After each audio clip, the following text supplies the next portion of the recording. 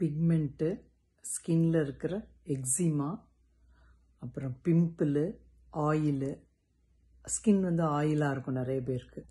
இது எல்லாத்தையும் ரிமூவ் பண்ணுறது எது அப்படின்னு பார்த்தா துளசி ஃபேஸ் பேக்கு அப்படின்னு தான் நான் சொல்லுவேன். இந்த துளசி ஃபேஸ் பேக்கில் உங்களுக்கு வந்து விட்டமின் ஏ இருக்குது, சி இருக்குது, கே இருக்குது, அப்புறம் அயன் இருக்குது இதில். அப்புறம் இது வந்து ஒரு ஆன்டி ஃபங்கலாக செயல்படுது. அப்புறம் இன்ஃப்ளமேஷன் ஸ்கின்ல ஏற்படும் போது, அதாவது வந்து எனக்கு பரு வந்து அதில் சில பேருக்கு ப்ளீட் ஆகிட்டுருக்கும், அப்படி இல்லைன்னா நீர் மாதிரி அதுலேருந்து வந்துட்டுருக்கும். அவங்க எல்லாருமே இந்த துளசி ஃபேஸ் பேக்கை அப்ளை பண்ணலாம். அப்புறம் நிறைய பேருக்கு ஸ்கின்ல இன்ஃபெக்ஷன் இருக்கும், அதுவும் அப்ளை பண்ணலாம். இது எல்லாமே மேலோட்டமாக அப்ளை பண்ணுறது தான் உங்களுக்கு. துளசி நிறைய பேர் நம்ம பச்சையாக இருக்கிற துளசியை வீட்டில் இருந்துச்சுன்னா நம்ம சாப்பிடுவோம்.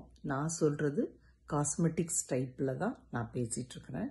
இப்போ இந்த துளசி ஒரு ஸ்பூன் எடுத்துக்கோங்க. துளசி பவுடர் வந்து ஒரு ஸ்பூன் எடுத்துக்கோங்க.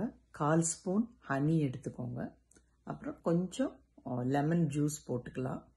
இது வந்து யாருக்கு அப்படின்னா டார்க் ஸ்கின்னாக இருக்கும் சில பேருக்கு, அவங்க தான் நான் சொல்கிற இந்த ஃபேஸ் பேக்கை யூஸ் பண்ணணும்.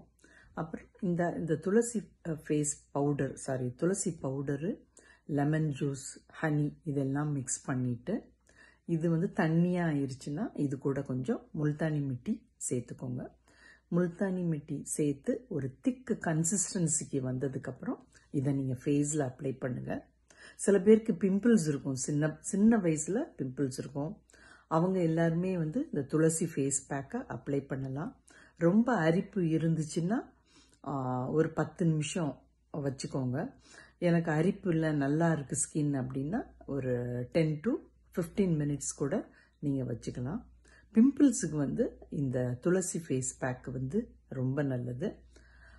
நான் சொல்கிறது எல்லாமே காஸ்மெட்டிக்ஸ் ரேஞ்சு தான் சொல்கிறேன். ஸ்கின் இன்ஃபெக்ஷனுக்கு நம்ம எல்லாருமே ஸ்கின் டாக்டரை தான் பார்க்கணுன்றது ரொம்ப முக்கியம்.